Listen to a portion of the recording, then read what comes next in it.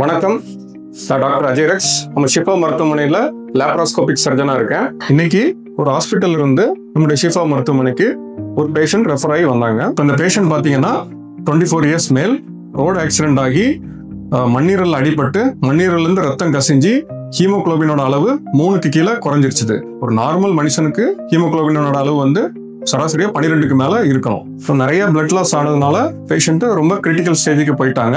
So உடனடியாக அவருக்கு அவசர முதலுதவி சிகிச்சையை கொடுத்தோம். ஸோ அவருக்கு பார்த்தீங்கன்னா பிளட் நிறைய தேவைப்பட்டுச்சுது. ஸோ நம்ம ஷிஃபா மருத்துவமனையில் பிளட் பேங்க் கான்டாக்ட் பண்ணி கிட்டத்தட்ட ஒரு 6 யூனிட் பிளட் ஏற்பாடு பண்ணி நானும் என்னோட டீமும் உடனடியாக ஆப்ரேஷனை ஸ்டார்ட் பண்ணிட்டோம். அதில் பார்த்தீங்கன்னா அவருக்கு மண்ணீரலில் ரத்த கசிவு இருந்ததை கண்டுபிடிச்சோம். ஸோ அப்போ அவருக்கு ஸ்ப்ளீனெக்டமிங்கிற ஆப்ரேஷன் பண்ணினா தான் அவரை வந்து காப்பாற்ற முடியுங்கிற நிலைமை இருந்தது. இது ஒரு கிரிட்டிக்கலான ஸ்டேஜ் தான். நானும் என்னோட டீமும் ஆப்ரேஷனை சக்ஸஸ்ஃபுல்லாக கம்ப்ளீட் பண்ணி பேஷண்ட்டை ஐசியூ ஷிஃப்ட் பண்ணிட்டோம்.